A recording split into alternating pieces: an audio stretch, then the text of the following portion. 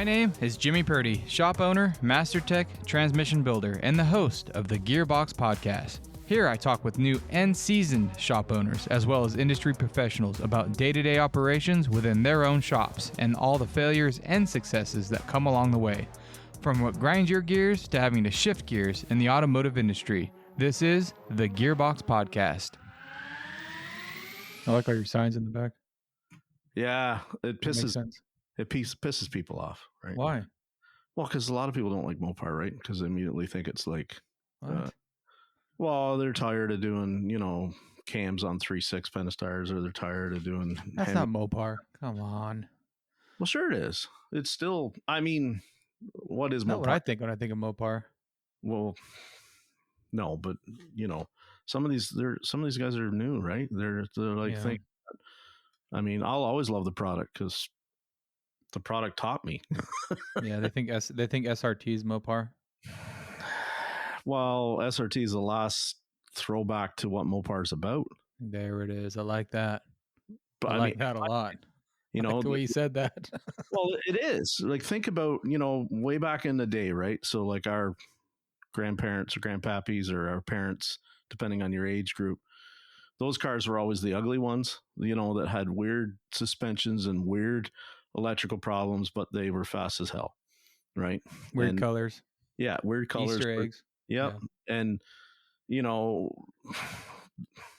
but I mean, I didn't get it until I first worked with a guy that was an old Mopar nut. And like he'd want to fight you if you said that a Chevy small block was better than a 340. Yeah. Yeah. Those are the good days. Yeah.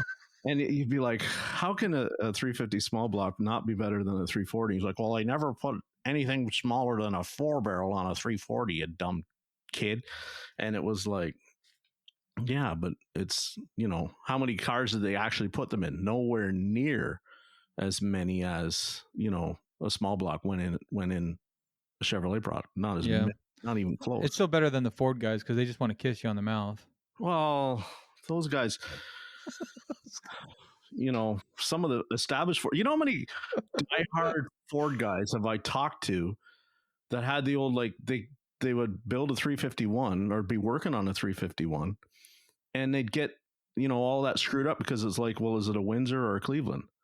Like, how do you not, if you're that big of a diehard guy, how do you not know the difference? Yeah. Like, I don't claim to know the difference right off because I grew up in a house where you couldn't even park a Ford in the driveway. So I don't consider myself expecting to know, but these people, it's like, oh yeah, well, we bought one and then it wouldn't run and we got rid of it. And it turns out we just had the firing order messed up because, we had it set for a Windsor instead of a Cleveland. So yeah, that's fair. I don't know. But Mopar or no car. I mean, I think the town I grew up in, it still is. Yeah. And it's like the cost of these cars, right? Like anything Mopar, Dodge. It's crazy. Well, you seen that guy on YouTube, I can't remember his name, but his TV show is Graveyard Cars, right? He's the one that's like so... Yeah. I mean, everything has to be exactly the way... there's probably is there a handful of people in the whole world that know the product line as well as he does, that vintage, in terms of the grease pencil marks and all that? I just can't get my head wrapped around it. Like I'd rather see somebody with like... something that was never a Cuda, it was just a Barracuda, and they just went, that's fine, I'm good with that, and tore it up and jammed in some modern Chevy 350, SRT SRT8 swap, and it's like, the purists would be just puking in the corner because of what they did to the car, but I'm like, yeah, I love that, because I mean, I don't have to worry about scratching it, I don't have to worry about depreciating the value. That's the thing that killed it for me, because I used to love Hot Rod Magazine, and that was the dream, was to go on the Power Tour and see all these cars. Once I started to meet some of these people that are like, that level of dedication to the hobby, I really started to not like them, because everything is about an investment portfolio as a car. Yeah, that's true. What I'm not about. So then as I got more into the Chrysler thing and started to work on more Jeeps, the Jeep people, I can kind of resonate a little more. Now, The Jeep people, some of it is filled with DIYers that just talk crap nonstop about the dealer should warranty this because I rolled it over at Moab and technically it's trail rated, so it should still be warranted. Crazy nonsense like that. But I mean, I could resonate more with them in terms of they actually wanted to use the investment. The guy that just wants to park it and wipe on it with a diaper, I can't get my head wrapped around. I just can't. Yeah, they gotta hire someone to go like drive him around the block Yeah. once a month just to make sure, like, yeah. I mean, whatever, teach their own. I would never harp on any sort of enthusiast, but I'm on your page. Like, the thing's made to drive and break and then fix it. Yeah. Wash, rinse, repeat, right? Who else besides Jay Leno is there videos of like walking down the side of the interstate because it left him there, right? Because he's actually out using it. Yep. And, it's going to get towed back to his shop. He's got a full staff of people that's going to fix it, machine whatever part because they can't get parts for him. Or like, hats off to the guy. He's about the only enthusiast. And I think about in the market that I actually have, like would have my, I don't want to say respect, but like, I'd give that guy a thumbs up. To be in the spotlight and be doing it in that like capacity, right? Yeah. If Richard Rawlings drove by me tomorrow and, knew who I was and waved, I'd probably like turn my head. Cause I mean, I'm you don't want to get you some of that? No, he built up, he built himself a brand and he built himself a business, but I mean, on that note though, yeah, he's not, I don't know. I don't know the guy, so I don't know if I could personally say, but the brand that he's built, I think, is what's important. I think like building a brand is what really, really sets yourself apart. And he's not worth tons of money, but he did really well for himself. Yeah. Building a pretty decent hot rod shop. And so I had a local guy here. He's been on the show before, Kyle. He went to Texas and checked out the plant, and he's a fabricator. I mean, he can build cars, and he was impressed, to say the least, about the actual production that goes on. So I don't know if it's necessarily like a pimp my ride, right? Like, and West Coast Customs has come a long ways too. Like they got a decent shop too, but they really have a fabrication shop over at Gas Monkey Garage. It's pretty impressive. But like what you're saying with having that kind of respect between Jay Leno and Richard Rawlings is just two totally different people, right? Like it's just a different mindset, different total everything. It's hard to even put your finger on what the difference is, but I don't know. I've thought a lot. It's funny you brought that up because I've been thinking about Richard Rawlings a lot, especially in the last few years. And like at first it's kind of gimmicky, but then it's like, well, he's actually building like at SEMA, he's got some cars there that are actually pretty solid. Like, damn, they put this thing together in a month. Like, so he's running a legit shop. I mean, he actually has a legit shop that he's running, but it is kind of gimmicky because he's got hot sauce and freaking energy drinks. Yeah. But it's like building that brand, and it's like, man, how do you find that line to be able to market yourself, but not be gimmicky like that, And that's my whole thing now, building my shop. And same with the podcast. We're building these podcasts, and it's like, how do you get to the point where you're not feeling like you're salesy, pushy, gimmicky, and you're still giving valuable information, but you don't want to be like, you know what I'm saying? It's. I totally get it. And to go back to, I guess why I have the respect for Jay Leno is because, and I don't know how many people know, is Leno used to be a tech, right? He was, I forget if it was like Mercedes or BMW. It was one of those European brands. And he actually worked in a dealer before he got his comedy career really going. Right. So he's, he has and I'm not going to say that Rawlings can't do probably an oil change on a car or take some tires off or something like that. But I mean, I guess that's just the difference to me. Is you get the vibe like that's like below him. Like he gives off that vibe. Like you'd ask him to do something like that, and he'd be like, "That's below me." He talk someone like Jay's like, "I'm in it." You know what I mean? Cool. I'll do it. Rawlings has very much a used car salesman, greasy kind of vibe to him sometimes, and whereas I don't get that from Leno, right? And I keep going back to in my head, because I think about this stuff when I can't sleep.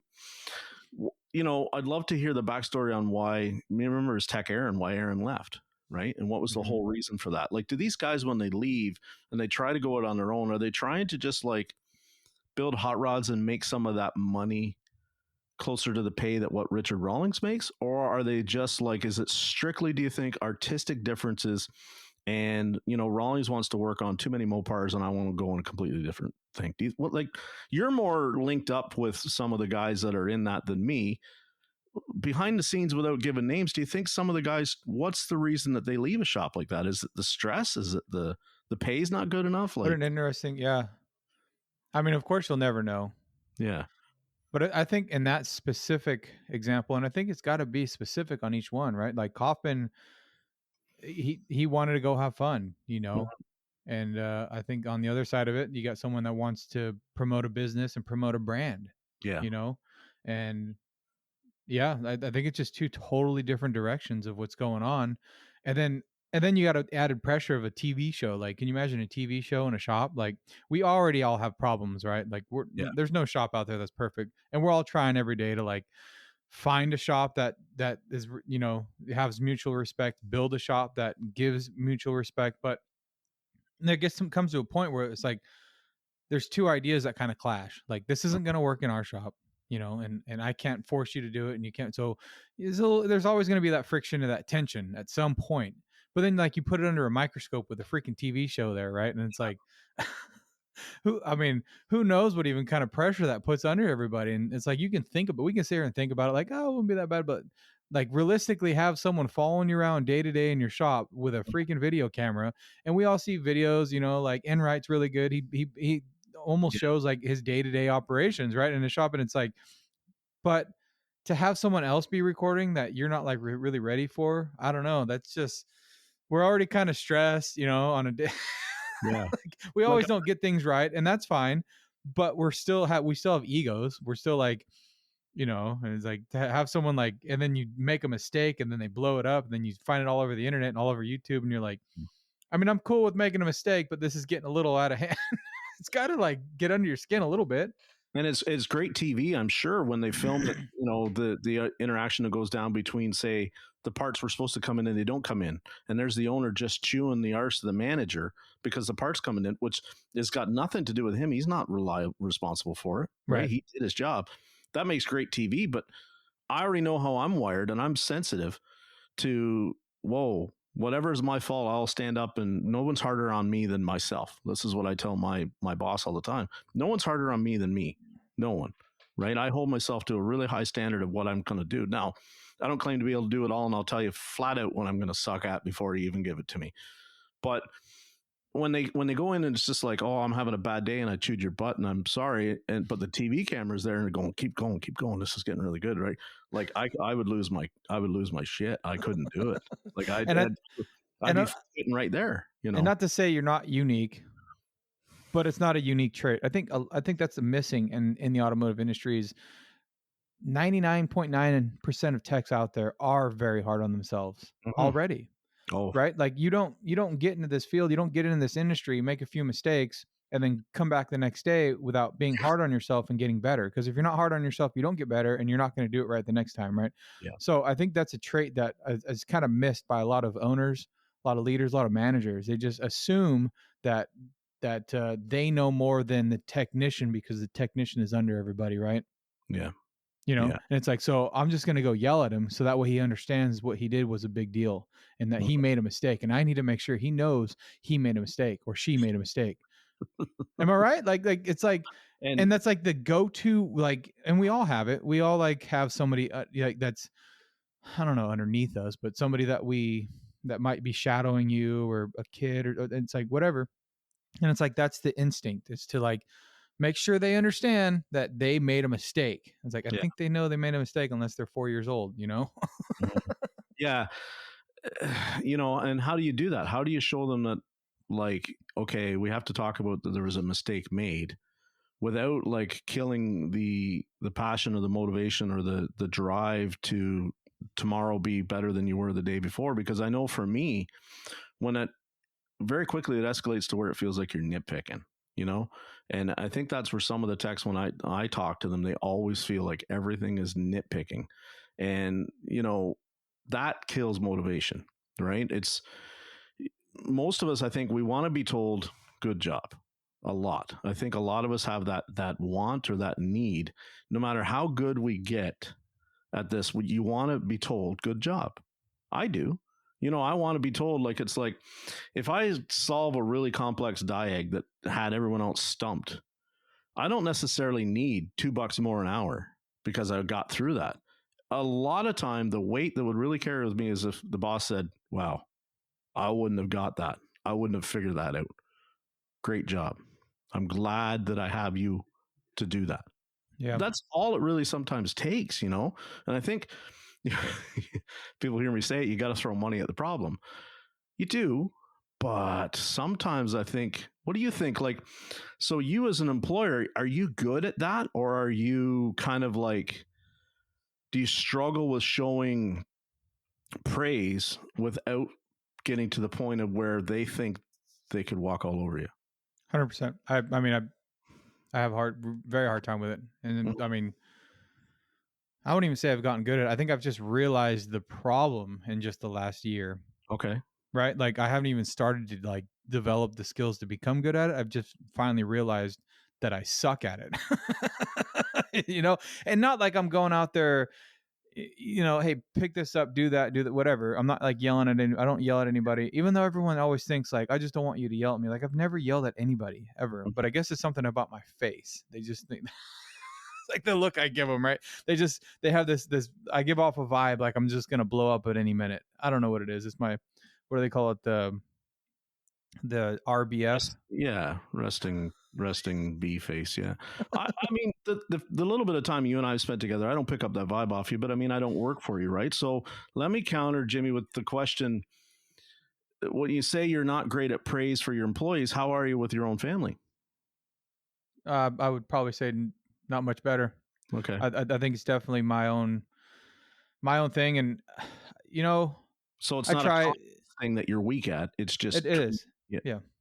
And it's a vulnerable situation. I think for me, thinking about it, it feels like it's vulnerable. Like if you open up and say, "Hey, you did a great job," it's instantly like, "Oh, that means I'm not as good as them, or they're better than me." And like, there's that vulnerable kind of weird area where you're just being straight up vulnerable, right? And that's okay though.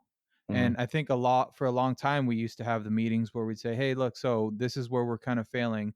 And that's because you did this wrong, you did this wrong, you did this wrong."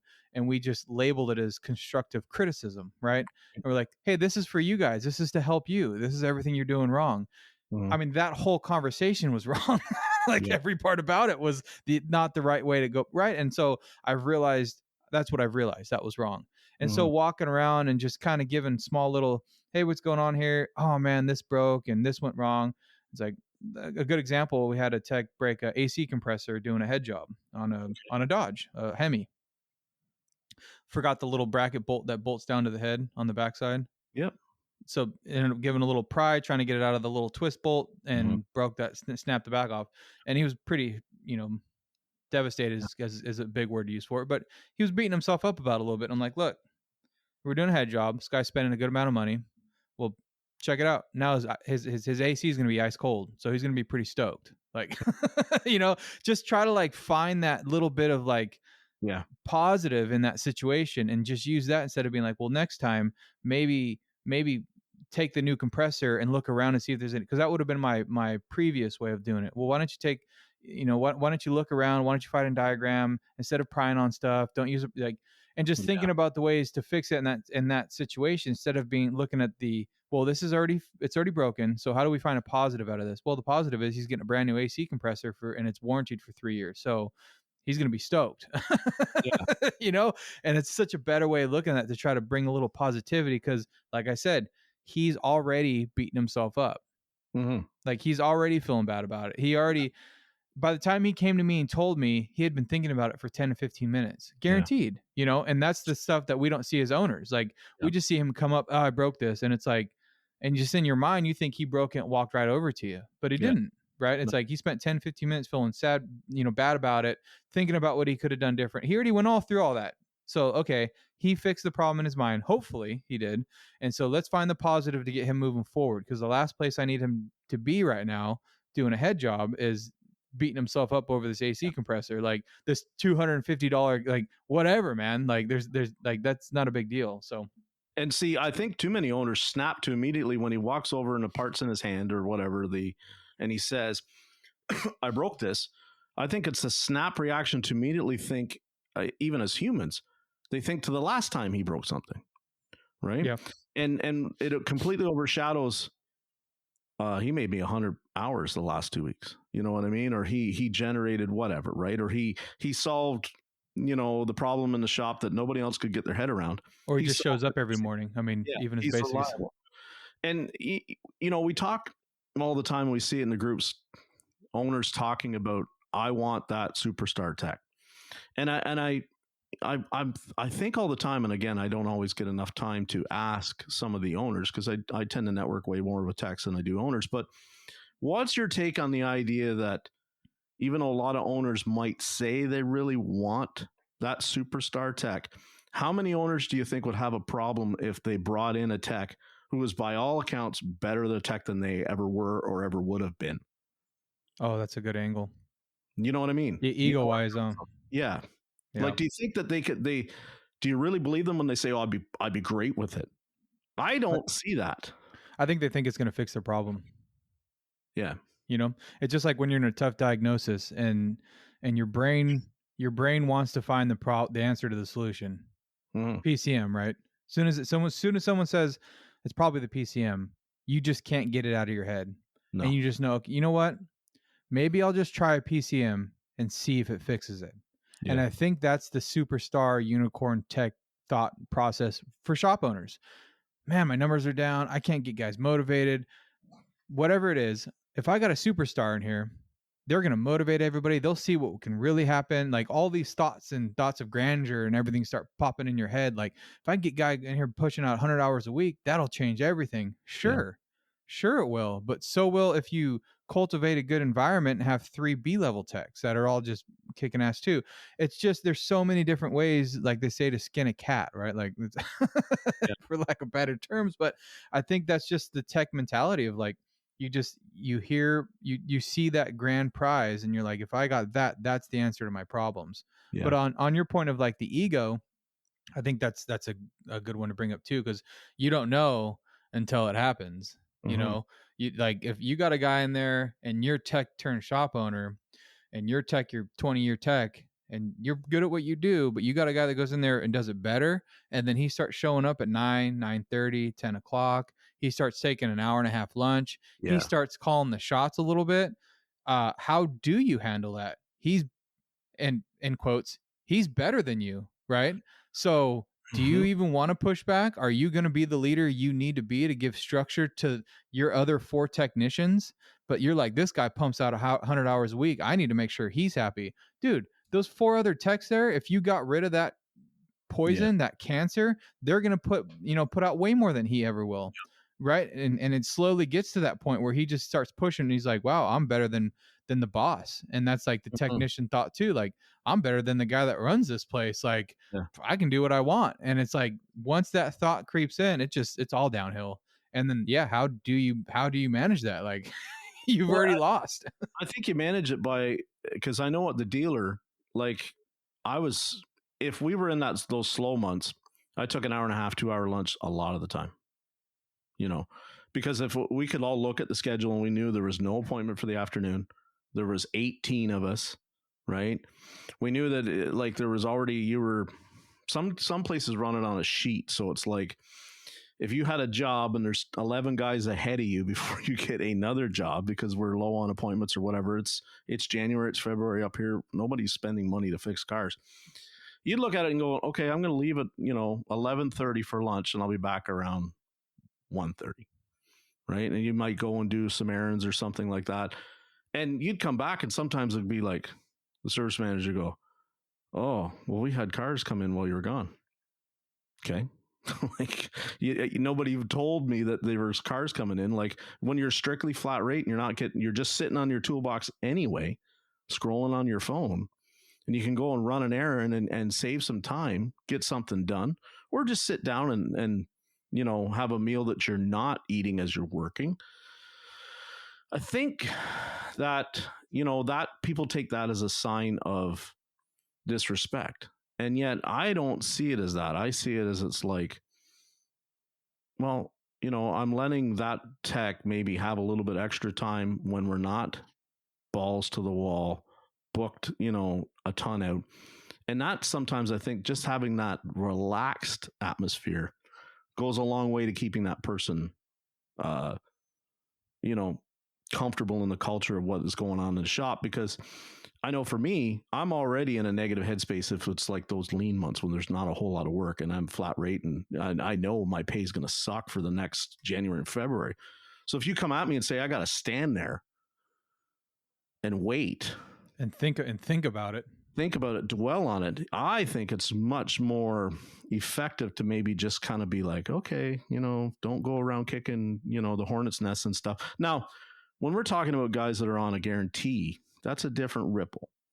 But I mean, it's like, to me, I look at it like if I'm flat rate, I am 100% a contracted employee within. That's how I see it. Yeah. If you don't have work for me, I'm not going to paint the wall, paint the workbench, all for unpaid. Right. Because of what you want it to look like. I'll gladly, if you want to put that in a work order and open it up and we discuss the time, I'll do it for you. But like just for the whole appeasement of your image, nah. And I do that. We do productivity bonuses, and if we have the guys cleaning or whatever, it goes towards their productivity, right? So Yeah. I expect them to clean their mess. Mm-hmm. But if it's kind of over and beyond, if they're vacuuming, around the lifts, if they're torquing the racks down, if they're doing stuff like that, they get time for that. That goes towards their productivity bonus, right? And it's similar, like you're saying, with flat rate. And I think flat rate is not a bad thing because it can be used in certain situations to fix those kinds of. And I didn't by any means mean like that slippery slope of taking an hour and a half lunch or showing up late is necessarily a bad thing, but it's that pattern that I watch as an owner that starts developing that, okay, I need to talk to this guy right now. Like there is no like end of the month meeting. Like today I'm sitting down, we're having a conversation because there's something going on, right? It's just kind of that progression that I watch when technicians start trying to, maybe in their bad mood, something's going on, but they don't want to talk about it. I got to force that conversation and be like, look, what's going on? Is someone at home? Do you need to get paid more? Like something's going on and you're starting to have the resentment or push that disrespect. And you've probably seen other guys do that where they start kind of pushing back at management a little bit because they're upset or disturbed about something, right? Oh, it's that guy. Yeah, I didn't. Yeah, and it's like, and then you're kind of hoping someone pulls you. You're kind of hoping someone pulls you aside and talks to you in a little bit. I mean, for me, I was like that. I was that hot-headed technician that was like, I'm not going to go talk to this guy, but I'm not going to do anything he says until he takes me aside and has, yeah. It's just weird, like how their mind works like that, but it does. Well, I think it works that way because it's like human nature is, and I don't want to go down a whole like astrology thing, but people are different. And some people we have memories like elephants, and then other people, stuff just rolls. You know what I mean? We just forgive and forget and go on. I'm one of them elephants, right? So if I can remember a month ago when you screwed me on something, that can set in emotion a different attitude and a different way of approaching it. And, you don't have to come and grovel and kiss my feet and apologize, but we do have to at some point have a conversation about, okay, you've seen me slack off. I'm showing you I'm not giving you 100% anymore. If you're really a leader and a manager, you're going to come and ask me why.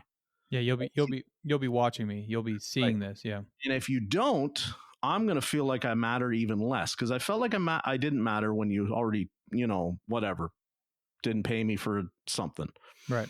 But if you don't have the balls to come and talk to me about why my attitude has changed, and maybe some people in the old heads will be like, listen, you're my employee and I'm the employer and I give you. Isn't a paycheck enough? I expect if I'm acting that way and you've seen it, we're going to have a conversation. Right. Yeah. Because if we're not going to have a conversation, I'll go have a conversation with somebody else. And normally that conversation winds up being, hey, somebody's trying to hire technicians and they're paying 50 cents more, $1 more, the same amount, but they're booked, constant. That's who they're going to have that conversation with. Right. So if you want to retain the employee, you better have the conversation. Yeah. and it's I mean, uncomfortable, right? yeah, you definitely nailed the mentality of that. Yeah. I think, I mean, maybe it's a technician thing. Maybe it's just, I don't know exactly what it is, but it's hard to say exactly what it is. Some people say, "Oh, it's because you're immature," or whatever. But it's not. We all do it, right? Yeah. And some of us can get over it. Some of us have different coping skills, and you start realizing this as a manager, and even just like having relationships with people, like Mhm. friendships. What you just realize people have different coping skills, and you just pick up on the mannerisms and you understand it. But it's really hard as an owner to like have these different you're trying to blanket everybody and you're trying to make this like one blanket statement for everybody, and it doesn't work. It never No, works. no. And you can't say, well, I need to have a conversation with all the guys once a month. Well, you don't. Some guys are like, why? Like, I'm good, man. Like, and they're like, hey, I'll let you know if something's going on. Like, yeah, but I just want to make sure we're talking. Like, dude, I'm telling you, you're wasting my time right now by having these conversations. Then you got the other side of it where it's like, oh man, it'd be really nice if we could sit down once a week and talk, right? And it's like everyone's so different. Yeah. So what is it? What's been your experience when you do see the morale or the enthusiasm or attitude or whatever word you want to use, when you see it change in your shop and you as the employer, what has traditionally been, or most of the time, could you say the majority of the time, what causes it, Jimmy? For the good or for the bad? If the attitude's getting worse or changing for a negative, why? And Be honest. yeah, I Everybody think wants to say it must be stuff at home, but it's not always stuff at home, right? no, it's not. And a lot of the time you won't find out. Mm-hmm. You ask and they won't tell you. So you really have to kind of you have to be a little bit of a detective about it. Change different things, change different ways you talk to them. A lot more praise, maybe praise them a little bit. Maybe sometimes they did do a really awesome job on something and they didn't get any praise for it. So you got to look back a little bit like, hold on a second. Let me flip back through the ROs here and see what was done. Yeah. See if something complicated that used to stump them before didn't now. Mm-hmm. Um, for the most part, I've been pretty absent when it comes to that, and I've had a pretty high tech turnover since Wow. since the dawn of time for me, and just not paying attention has been a big one. Yeah. I know a few times it ended up being drugs and alcohol. Mm-hmm. So that's one that I've really been able to capture, and I can see patterns, and you can see how their mannerisms are, and you start realizing, okay, they're up drinking all night, they're just not 100% there, and that's just a whole different. I mean, there's no way for me to manage that. I'm not there. I'm Yeah. not a counselor, It's right? it's tough. It Really is. is. But I think the mentality shifts is definitely just lack of involvement from just straight up lack of not paying attention. So you start watching it kind of go downhill and you're like, dude, this guy's just been having an attitude. He's starting to kind of yell a little bit. He's grunting, you got the guy that starts grunting because he's getting, and so you got to pay attention to that. And then right away, just involve yourself and, Yeah. and not by any means like, hey, so I need you to stop doing that or what's going on. It's just like just straight up involvement. Like, hey, how's this job going? How's everything going here? And you start realizing the short answers, right? And then you can start developing like, okay, what's going on here? What's he upset about? Overloading technicians is a big one. I think that shifts their dynamic. Most guys say, I want to get in there and I want to tear everything apart. I want to do Yeah. all the engine jobs. I want to do all the transmission jobs. I want to do all the high level diags. So you give them all that. And then all of a sudden their brain just goes Mm-hmm. 180. This is way too much. I don't want all this. I'm stressed beyond belief. I got this apart. I can't figure this out. And they're Yeah. just like stressed. And Yeah. that's a big shift too. It's like, okay, so I got to pull you back a little bit. And then, yeah, it's tough because then they got a job apart and you got to put another technician on. Okay, I need you to finish this because he's losing his shit. So, you've heard me talk about it's been popped up with Lucas when I see this trend of absentee owners then. And yet you talk about how so many times the motivation goes away because they're not just being praised. Is that, I would think that would be a great big red flag for why maybe absentee owner isn't necessarily the great thing, because as somebody that you just put in as a manager, are they ever going to be able to praise the authentically to the level, the way it should be done if they're just an employee themselves versus if it's your business and you go out there and praise them? You know what I mean? And that'd be a great question for you working in that role. If you're working for somewhere for 5 or 6 years, and then all of a sudden you get a manager come walking in the door, and the owner's like, "All right, guys, this guy's running the show. See ya." Mm-hmm. You don't care what this manager like. You want the owner, right, to come up and say, "Hey, thank you for supporting our family." Yeah. Right? Unless it's and we've seen these guys, the managers that come in and they just really kill it. They know how to talk, they know how to build that. And sure, there is that, but it's Yeah. such a small percentage. Like, how are you ever going to be able to do that? Right. Yeah. And I think most guys, like, they see the new guy come in as the manager, quote unquote, and then the owner decides to step out. This guy's got it. Like, that's never going to work. Mm-hmm. I mean, Yeah. not never, but it's like, really? Who's this guy? This guy got nothing to do with anybody, unless it's the owner's wife, or it's just directly tied to the owner in some way. There's that disconnect of, like, it doesn't matter how many times he praises you, says good job. You want the guy that runs the place to come in and be like, look, I appreciate you. Yeah. And then we've got I think what happens in this industry too much is you've got even managers that don't feel compensated enough, don't feel paid enough. And all of a sudden, what is supposed to be their job to be like uplifting and motivating and rewarding to the staff is all of a sudden going around the same way going, yeah, man, like, we're all getting screwed here. Or, this place sucks. I can't even look at, he's on his 5th vacation this year. Oh my God. That's a whole different, yeah. Start to see that talk come up, and then you start to see the owners, and it's like, well, I mean, you think you have a manager that's leading. You think you have a manager that's, filling your shoes and hypothetically in the shop, but are they really? And how would you ever know? We don't, because you look at the numbers and go, production's, production's where it was last year. But man, to be the fly on the wall to know what's really being said, and some people may immediately label that as insubordination.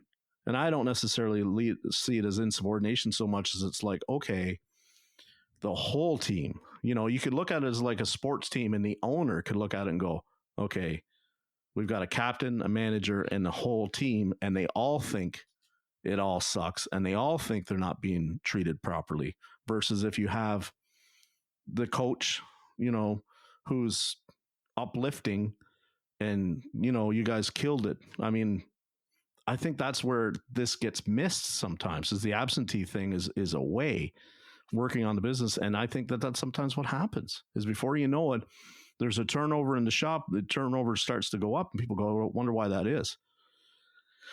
I think your manager, really, you think you've hired a manager that's going to go out there and make them feel good. But I think, that's a tough role to walk into as a manager. If you weren't there through the thick and the thin, the fire, to get us to this level, you walk in, you're a foreign entity. And then if you turn around and it's like, you're bringing that attitude of, we're all getting whatever, not treated properly. That's how you poison a whole business, not just like, one person having and it's a slow poison too, right? Yep. And I think a lot of times in business aspect, you look for trends, you look for patterns, you look for things that are immediate. Marketing's a little different, but for the most part, you can start picking up on things. You can see that you're heading a certain job, there's a certain technician, it's taking them longer than somebody else. So you find these patterns, and with that situation, if you have an established crew, and then you bring in a bad manager, you're just, it's like an IV dripping of poison, right? Like, it's just 2 years later, all of a sudden everybody's got a completely different attitude, and they're all looking around, and they're not going to find the job the next month or in 6 months. Like, they're still good, right? But eventually, as soon as that first one leaves, it's like everybody's gone, like, and all it takes is that one person to eventually make that, what, I'm over this. It's been a year, things haven't changed, it's getting worse, I don't know where the owner's been, and they're all thinking the same thing, and then all of a sudden that one leaves, and it's like, all gone. You just lost everybody. It's crazy. Best way to put it is cancer. And it's like, and being absentee, how do you you're not even diagnosing your own business to know if there's cancer going on.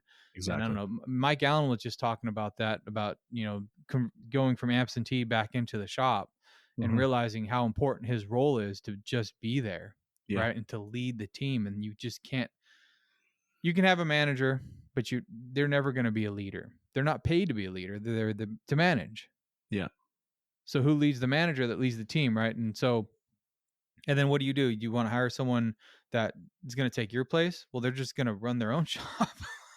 Yeah. Well, and that's it, because we all say all the time, I want you to don't, yes, you can refer to me, but you're in charge. You go out there and you do what you think is right. I love that line. You do what you think is right. And then it's all of a sudden, it's like little things, cracks start to happen. And all of a sudden the culture is changed. Culture's gone away, whatever you want to say. How do you reel that back in? You don't, right? It's almost like you start over. And when you talk about the tech that leaves, I was that tech. I left, and within a year and a half, the other kind of top tier guys in the dealer left. The guys that could do what we were doing, this handful of us, we all got fed up. And so, I keep saying to techs all the time, when you leave a bigger ripple than anybody wants to admit, right? Because either if you take your skill set, and your skill set's very valued, we know what's going to happen. Some shops just stop doing a certain type of work, right? It's like if you have a guy that can rebuild a transmission in a shop, and all of a sudden he's gone. Maybe you don't take that type of transmission in anymore. Hey, you don't rebuild transmissions anymore. No, but as an example, right? I know what you're saying. Right? Yeah. Or gears, like we only got one guy that's set up a set of gears, and all of a sudden he takes his toolbox and he goes somewhere else. Do you still book the gear set in, right? And you struggle through, or do you how does it change your business? It can change it. So when guys leave, this is what I tell techs: you don't realize the ripple that you affect when you do it, because even you will make the ripple, but most will not admit it, right? That as an owner or a manager, yeah, it really changed how we had to do business. The show must go on, right? So, sure, and that's the struggle I have a lot too. And I've lost some really good talent. I've gone through many technicians, and it hurts every time, right? And even if I got to let them go, it's always like, what could I have done different? Should I sent them to counseling? Should I have done this? Should I have done that? Whatever. And I can't dwell on that. So I have to just move forward. Show must go on. And I got to show up the next day like nothing happened. And part of that is keeping the rest of the team together, right? And showing that, I don't know. I mean, you want to have an effect on you because you want them to know that they are important and you don't like when people leave. But also you have to make it like that was the right direction for the business. Like this person left and that's the best thing for the business. Yeah. Even though it's not maybe 100% was, right? And some things are going to change. You can't say, oh man, now that this tech's gone, I don't know what I'm going to do. Oh my God. You'd say that to the rest of the crew. Like that's not what we want. That's not the culture we want as soon as he leaves.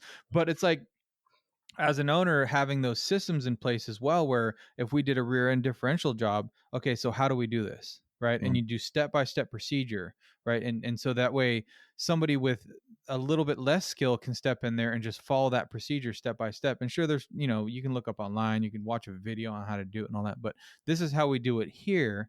And that breeds that leadership confidence. And just like you had just said, like, go do it the way you do it. And I'm guilty of that. When they ask me a question, hey, how do you look? Well, what do you think? Right. And I always turn the question around. If I get a question about a procedure and a repair, like, well, what do you think? Like, what's your opinion? And it's not necessarily like, that's what I want you to do, but I just want to see what the thought process is. Like, where exactly are you right now that you're asking me this? Like, what would you do if I was not here? And then you get the answer like, okay, I like that. Or, hey, what if we think about doing this? And it's just a 5-minute conversation about trying to get us both on the same page. Are we always going to be? No. But it's just trying to figure out the mindset and get a little bit more of a critical thinking aspect going on, where I don't have to be the go-to for everything, but yet we have enough of a common ground so that they can make that decision and say, okay, this is what Jimmy would do. I think to my best ability, I think this is how Jimmy would do it, and even though like written SOPs and having those procedures is like, this is how Shifting Gears Garage, this is how we do it. Even though you watch this online or, you saw a YouTube video about it. No, this is the way we'll do it.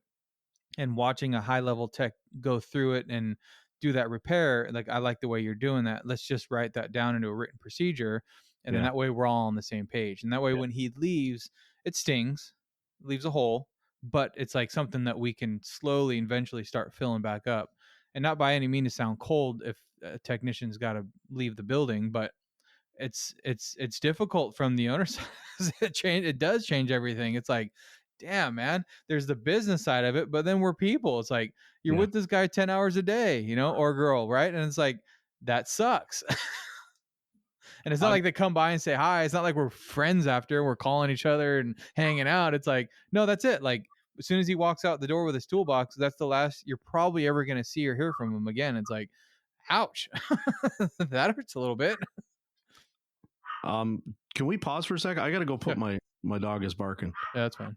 So she didn't bark for the first 46 minutes. So that's, you're good. Okay. I'll just let it roll. It's fine. We'll edit it. All right. I'll sit here and talk to myself.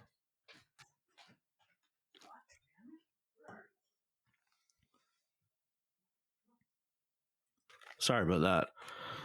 So she was doing so good, and then all of a sudden it's like she must have woke up and realized it's like, oh crap. I don't want to be alone. I got a 200-pound English Mastiff that's like that. It's like if I show up, if I get home late, he like side eyes me.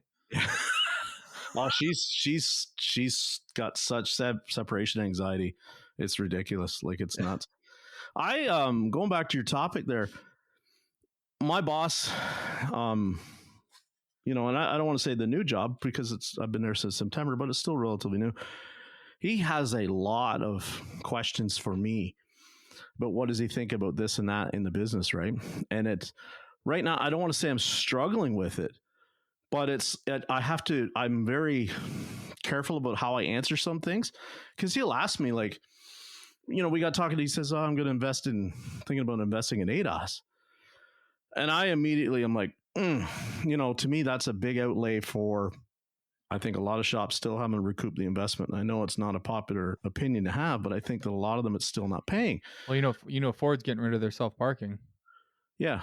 So, and I said to him, if we talked about it, you know, and I said, so think about if all of a sudden they go to dynamic calibrations again, or back to, or whatever, instead of so much of this static, we're going to have this window of cars where, you know, are going to be in a certain age group where a lot of these maybe second and third owners are not going to fix that stuff anyway, because they don't fix a TPMS, they don't fix an ABS, and they don't fix an airbag, and they don't fix a check engine light. If the thing still drives, it's still driving. And I said, I think the money would be better spent maybe on getting into a different thing, more programming, more keys, right? And he says to me, he says, well, I don't know, because he says ADAS. And I said, remember we had that Toyota just last week? And I said the rear camera had to be replaced, and we replaced the rear camera, but we couldn't calibrate it because there was an ADAS thing, and we'd already quoted the sublet, would go to the dealer and whatever. And I said, did that customer pay for no, because what he wanted was a working backup camera. He got it, but every time now, so it goes in reverse, a little message comes up saying, hey, has to be the deal, you know, C dealer.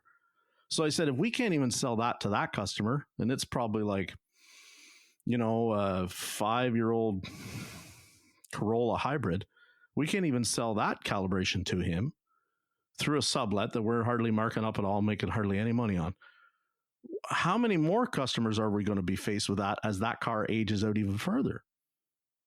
I said, to me, I would invest in programming or keys. And so it's just questions like that, Jimmy, when they're asking me now, I'm sitting back and I'm like, yeah, how do I answer this without hurting anybody's feelings, right? Or putting my foot in my mouth saying, oh, well, this is what you're doing wrong right here. Like, yeah, I think that's like, how are you at taking input like that as an owner? I love it. I mean, the more I can get, the better. Like, I just like the insights. I like to hear what's going on in their mind. And I think more of it's just making them part of the decision-making process moving forward. And so I'm pretty bad at just springing new things on. You know, you go to these seminars, we go to AST, we go to freaking SEMA, Apex. I learn this stuff. I spend a week or a few days just buried deep in this stuff, and I'm sold, right? And I come back, I'm like, this is what we're doing. No one's got any idea of anything. Like, they don't have the involvement that I had the last few days, you know. So I just spring it upon them. Like, we just switched the shopware, we just switched the inbound, we just switched like what else do we do? I implemented like 3 different things just this year, Mm-hmm. and brought in a new technician. And it's like, so every time I hire somebody, we let them know, hey, we got interviews tonight, guys. We'll see how it goes. And I let them know, hey, we sent out, we sent out, what you call it, proposal or whatever. Okay. Like, so Yeah. we'll see if he accepts it. She accepts it. We're talking to them. Hey, so he's starting on this day. Just to let you guys know, there's going to be a new guy. So we try to involve the process as the business instead of just like springing the stuff on, Yeah. because I already have a hard enough time as I get excited with a new system or process. Like, well, we need to implement this when we get back. And like, so the conversation we have to involve them is like, we're starting this program tomorrow or like today, Yeah. and I try to avoid that as much as I can, and so the same thing moving forward with different and new ventures. We just had a Hunter alignment rack delivered yesterday. So Mm-hmm. we got the Pro Line Hunter scissor, but they've known about that since day one. I bought it back in SEMA last year, and they're all excited about it. Like, alignment's a great idea. We don't do alignments. We have a lot of vehicles we do work on that need to be aligned after we're done working on it. So it made sense. Yeah. And I've had the same conversation with them about ADAS, and we implemented it on our inspection. So if a vehicle comes in, we do a full scan when we do our DVIs, and we needed a section in that to say ADAS. Does it have ADAS, and there's any ADAS codes? And then they Right. had asked, well, what do we do if there's codes? Like, we don't do anything. We just document it. And then we find out how many people ask about it. And Yeah. it's like having that market research, I think is what's more important than just saying, hey, I think we're missing something here. Maybe we should buy all this equipment, get everybody trained, and then make them start doing it and see how. No, like, why don't you just like ask some questions, do Yeah. a little market research, Yeah. put it on the DVI. How many of them come in with a code for ADAS? And then we have a conversation. All right, do you have any interest looking into that? No. Okay, I don't think this is a good, not to pinpoint this one example, but I think moving forward, that's just kind of how I like to analyze the situation moving forward, and then bring it up to the guys just before I did the alignment. Hey, I'm really thinking about an alignment rack. What do you guys think about that? Which is a tough conversation because how long are these guys going to be here? One of the techs that was really excited about it, he's since gone, Mm-hmm. right? So it's like that's another thing where owners, I think, for me too, have a hard time. Like, why would I ask these guys? I don't know how. This is a 10-year Yeah. commitment for me. Is it a 10-year commitment for them? I don't know, and I wouldn't expect that out of them either. So, but it's still important at the Sure. time we're a team and we're moving forward together. Hey, do you guys have any interest in this? And I'm not just going to go on your note of like a transmission builder. I'm not going to start building transmissions because I got one tech in the shop that can build transmissions and start marketing and doing all this and changing course of the whole ship on Yeah. under the impression of having one technician that can do it. I have never found a transmission builder to replace me, so I've slowly taken that out of my business because Right. it's I have to do it, right, and I can't run the business and be building transmissions 24/7. So it's definitely important to get the feedback, but I don't think it's like the end all be all, Mm-hmm. But I mean, I don't know. Like, I think it's fun to involve everybody and get them excited about it, and like not just like have an alignment rack show up. Like, what the hell is this? Like, we're doing alignments now, guys. Yeah. What? Yeah. Yeah. I'm. It's so. I think that it comes back to why it's important to have strong skill set in your techs, right? Not put too much. We hear sometimes the talk about how they don't want to hire an A tech because like if I hire one, there's so much of like I set up my business so that what that A tech can do, and all of a sudden if I lose that A tech, where I think it's everybody says they want one, but I don't think a lot are getting enough to be able to feed one, if you know what I mean. Like it's so you've got an ineffective labor rate, say, on a lot of the work that he does or she does, is because there's no skin on the bone. By the time you pay him or her that top wage on that job that a B or C could knock out, there was really no point in having even it in the shop. I see And I that think too. Yeah.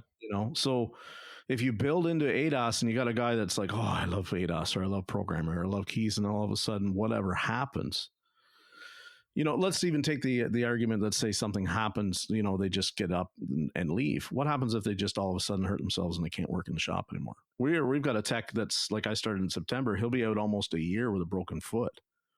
It's going to be like 9 months. So he hasn't come back in the shop. We still don't even know what he'll be like when he comes back. I mean, I've never worked with him. So say hypothetically you had a tech that all of a sudden goes out on an injury report, to use the sports analogy again. What does that do to the, and you alluded to, it's like, okay, we have processes that can allow it, but I mean, there has to be some. It doesn't fix it.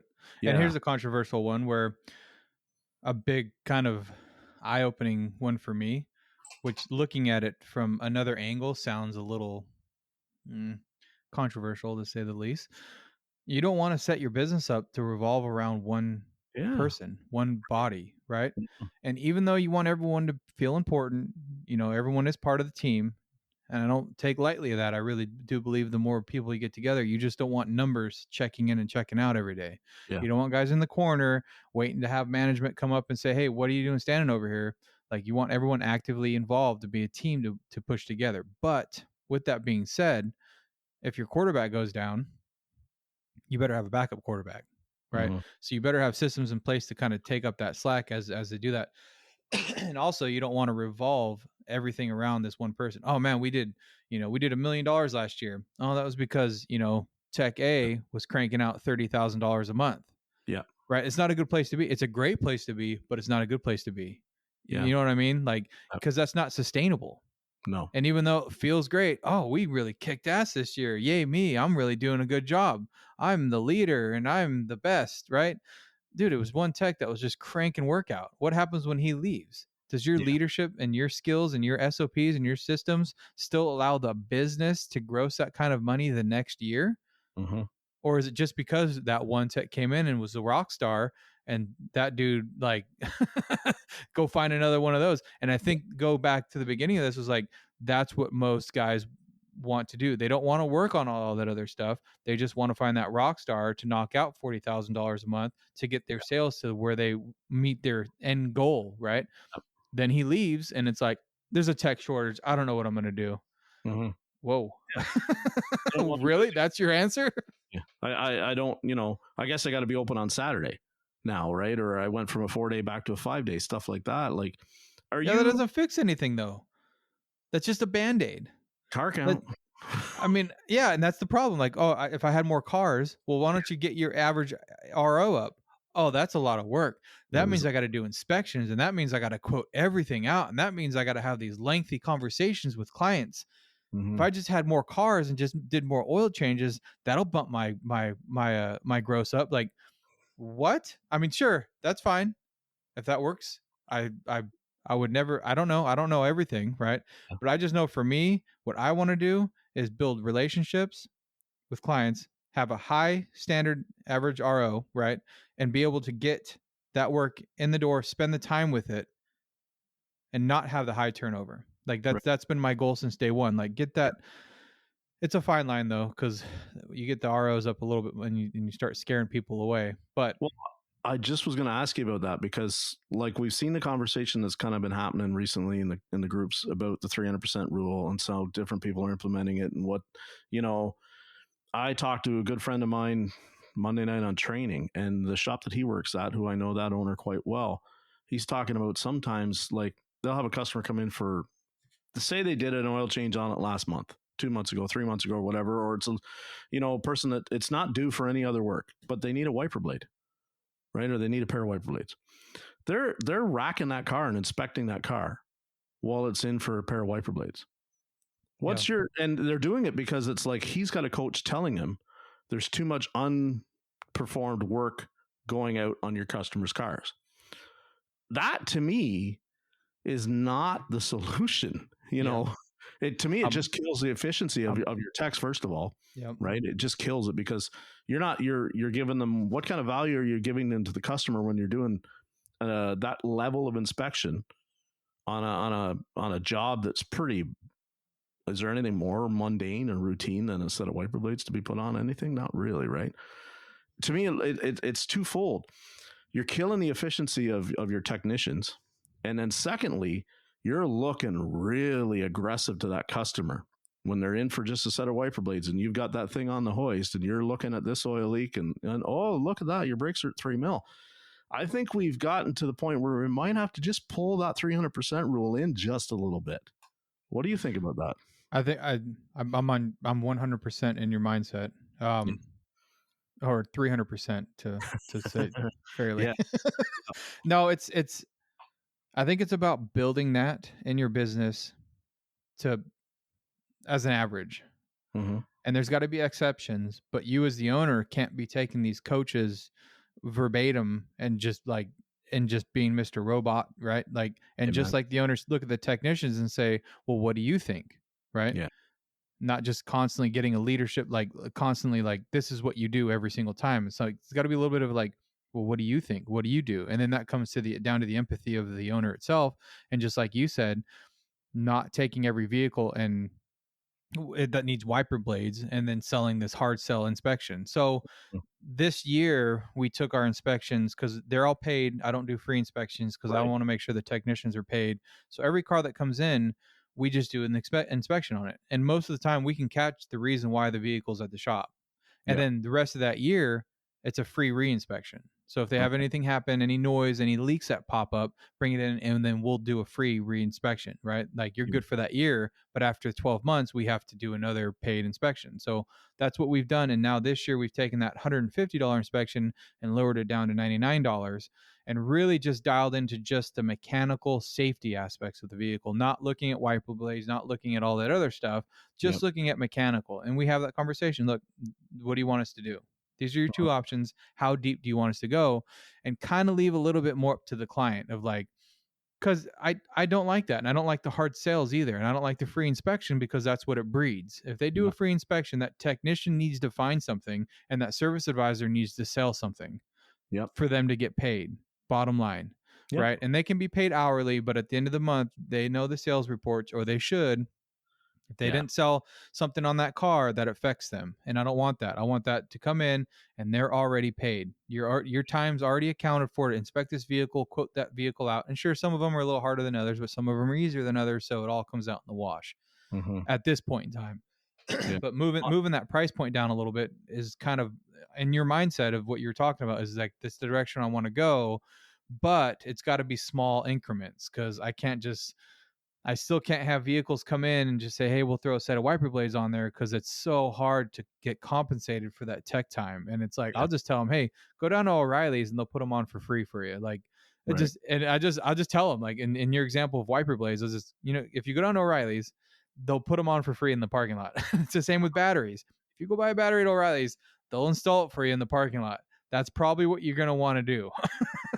If you want a cheap oil change, go to Jiffy Lube. Like, I'm not going to pull in this work that's going to, in quotes, rip off the client or make them feel like they're ripped off in 2 weeks when they're shopping around for prices, or they hear from their neighbor or their buddy, oh, you got charged $200 for an oil change. Yeah. Right. Like, I don't want that. I just tell them, look, if you want us to do it, this is what it's going to be. I'm telling you right now, it's expensive. Yeah. Go to Walmart if you want it cheaper. That's going to do it for this episode of the Gearbox Podcast with Jimmy Purdy and Jeff Compton from the Jaded Mechanic Podcast. Next week, hear the conclusion of their conversation as we'll pick up right where they left off on the Gearbox Podcast.